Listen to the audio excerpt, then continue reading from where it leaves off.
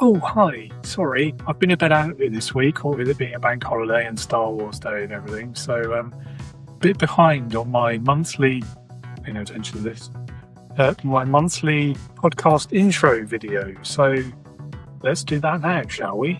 This week, I communicate about leadership communication with expert in the field, Mr. Salvatore Manzi.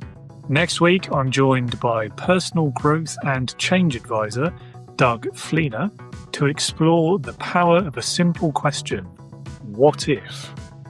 Then, on the 20th of May, firefighter, paramedic, and author Mark Andrew will be here to chat with me about trust, presence, micromanaging, and more. And then for the final episode of the month, on the 27th, I'll be speaking with Marianne Page about her career experiences in management at McDonald's, the lessons learned, and the key to a sustainable business with sticky systems. And as usual, keep watching for a short preview clip from each of those 4 episodes.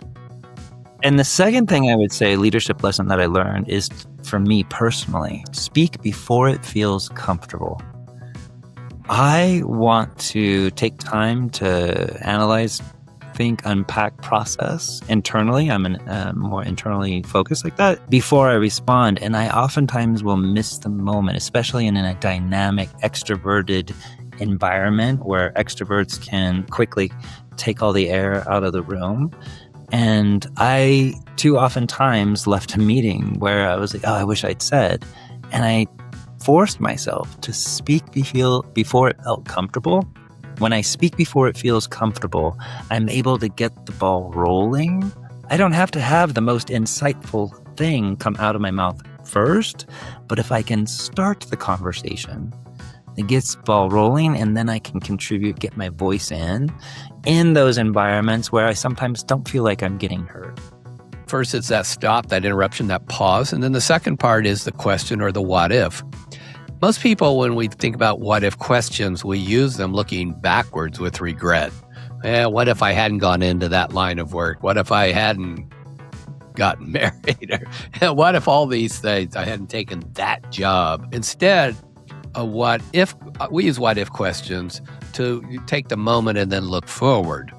And I like to always think of it like, whatever you have in front of you, right? Normally, we're only looking at the one right in front of us. But what if there's other things I'm not seeing here? What if this is a issue that actually could make us better, not weaker? I mean, you could just have all these different ways. And so what it allows me to do is to change my perspective and also create new options. But the third step, and I think the key I found is that the third step is the most important. As simple as it sounds, is the third step is go. Because people talk about mind shifts, changes, and then they just go back to what they were doing. So the third step is go. I like to always say that, knowledge without application has no value. I think it matters because, one, it's just, in a human emotion sense, the right thing to do. But in a practical sense, it leads to better performance. Crews that are managed through browbeating and intimidation are always poor performers. They're only responding to fear. They're only responding to the threat of discipline. They're not, like you had said earlier, they're not innovating. They're not trying hard to think of new ways to do things. And so when you care about the crew, or in a lot of management texts, I call it empathy. When you have empathy, a lot of people mistake that as weakness, and it's not. So while I could be caring and empathetic, doesn't mean I have to be soft. It just means that I care enough about them to make sure that their development is going well, that their education is going well, and that they are provided the right amount and the right resources to do the job well. Because if I don't care about those things, and it turns out that they were missing some equipment and I didn't facilitate them, I'm only setting them up to fail. And so by me caring, it not only improves the day-to-day work, because they now are going to have the tools to be better, they're going to want to be better because they can see themselves being supported.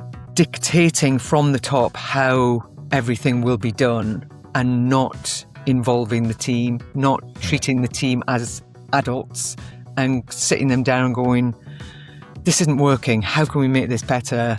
What can I do to support you in making this better? Being leaders effectively, rather than that sort of control freak dictator that has to control everything.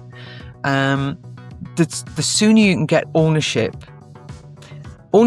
comes from having one right way to do everything, training it, giving feedback. So everything is clear. There's total clarity about what the role is. There's total clarity about what good looks like, what the standard is generally,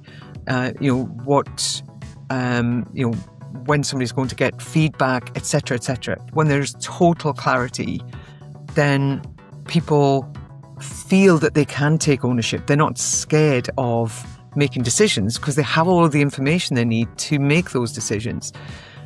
That's when the business owner can be freed to work on growing the business.